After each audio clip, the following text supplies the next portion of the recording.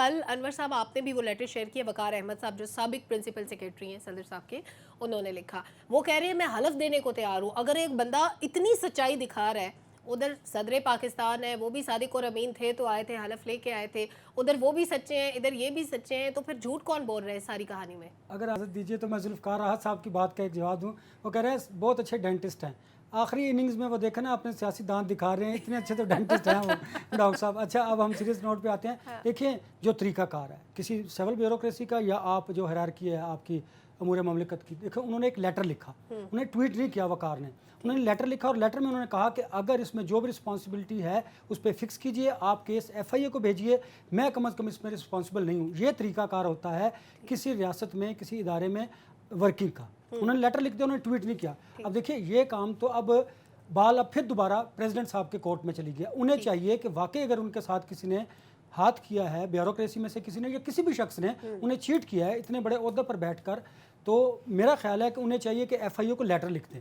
ٹھیک ہے، کسی بھی انویسٹیگیشن ایجنسی کو لکھ دیجئے کہ آپ اس معاملے کو پروب کیجئے اور اس کی بنیاد بنا دیجئے وقار کے لیٹر کو. سیکرٹری نے جو ان کے لیٹر لکھا ہے اس لیٹر کو بنیاد بنا کر وہ آگے اسے ریفر کر دیں. کوئی بھی پاکستان کے جو انٹیلیجنس ادارے ہیں وہ اس کو پروب کر لیں، جو اس میں انوالو ہو اس کو کم از کم سزا ضرور ملنی چاہیے، کیونکہ یہ انتہائی اہم معاملہ ہے. لیکن معاملہ پھر وہاں پر آتا ہے کہ ہمارے ہاں جب آپ نے کسی نان ایشو کو ایشو بنانا ہوتا ہے اور جو ریئل ایشوز ہوتے ہیں ان کو جب بیک پر لے کے جانا ہوتا ہے تو شاید اس طرح کے حالات آتے ہیں. اب ممکن ہے کہ جو خان صاحب ہیں جو ان کی پارٹی کے چیئرمین ہیں وہ ان سے ناراض ہوں، انہوں نے ان کی ناراضگی کو ختم کرنے کے لیے پی ٹی آئی کو دوبارہ جو انہوں نے جوائن کرنا، اگر انگیج کرنا ان کے ووٹرز کو اس کے لیے، یا پھر ان کا کوئی پولیٹیکل موٹیو ہو اس کے لیے، یا پھر اس بات کو بھی رد نہیں کیا جاتا، ہو سکتا ہے ان کے ساتھ کوئی سازش کی گئی ہو، اس کو کم از کم یہ سارے حقائق سے عوام کو جاننا ان کا ضروری ہے یا نہیں. تو اب پرائم رسپانسبلٹی پھر پریزیڈنٹ صاحب کی آتی ہے کہ وہ اس سارے معاملے پر کوئی کمیٹی تشکیل دے دیں، وہ کسی انویسٹیگیشن ایجنسی کو لکھ دیں، کم از کم قوم کو ضرور آگاہ کریں کہ ان کے ساتھ یہ ہاتھ قوم کو بتانا چاہیے. سیاسی صورتحال مزید پیچیدہ ہوتی جا رہی ہے، معاملات الجھتے جا رہے ہیں. صدر نے ایک ٹویٹ کیا، ان کے پرنسپل سیکریٹری نے خط لکھا اور جن خاتون کو بطور پرنسپل سیکریٹری ذمہ داریاں انجام دینے کے لیے کہا گیا تھا انہوں نے معذرت کر لی. ذوالفقار صاحب بڑی کمپلیکیٹڈ سچویشن ہے، سچ کون بول رہا ہے جھوٹ کون بول رہا ہے کیسے پتہ چلے گا؟ دیکھیں صدر پاکستان وفاق کی علامت ہیں، سپریم کمانڈر ہیں، اور ڈاکٹر صاحب کے بارے میں سب کی رائے ہے کہ انتہائی پڑھے لکھے آدمی ہیں، ڈینٹسٹ ہیں.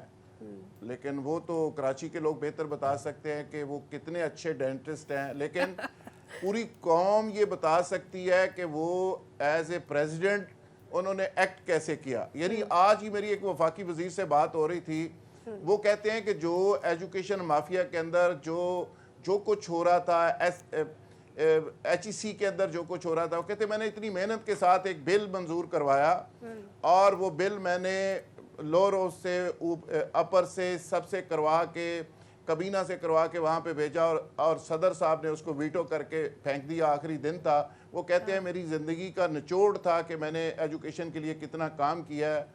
رانا تنویر صاحب نے جو ایجوکیشن منسٹر تھے، لیکن انہوں نے کر دیا. پھر ایک اور منسٹر صاحب سے بات ہوئی، انہوں نے کہا جی کہ ایک کمیٹی میں نے بنائی لیجسلیشن کے لیے، تو صدر صاحب نے اس بل کو پکڑ کے پھینک دیا. اور بعد میں نے جب فون کے پوچھا کہ آپ نے اس کو واپس بھیج دیا تو کہنے لگے ایک بندہ میرا بھی پا دو کمیٹی سے. یعنی آپ اندازہ کریں کس لیول پہ لیجسلیشن ہو رہی ہے اور کس لیول پہ کتنی سنجیدگی کے ساتھ چیزوں کو دیکھا جا رہا ہے. اور اس ملک کے اندر ایک اور میں بات بتاؤں اور ایک بڑا امپورٹنٹ انکشاف کرنے لگا ہوں، 85 یونیورسٹیوں کے بل آئے تھے جس میں ایجوکیشن منسٹر نے پرسنل سٹینڈ لے کے انہوں نے کہا کہ یہ کیا کرنے جا رہے ہو، خدا کا خوف کرو، اس ملک کی ایجوکیشن کو تباہ مت کرو. اور اس پہ 85 یونیورسٹیوں کے کتنے سفارشی تھے، کس نے پیسے پکڑے ہوئے تھے. اور اس کے بعد کیا ہوا کہ 23 بل پھر بھی اس کے پروسیس کر دیے گئے. آخری دن پھر انہوں نے چیئرمین سینٹ سے ترلا کر کے انہوں نے کہا کہ خدا کا خوف کریں.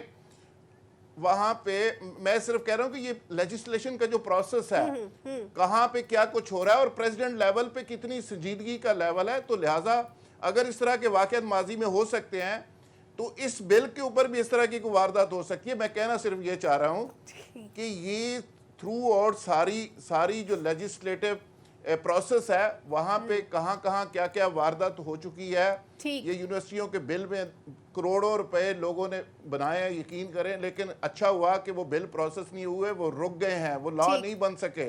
ठीक, यानी अगर वो लॉ बनते तो आपके ख्याल में बेहतर ना होता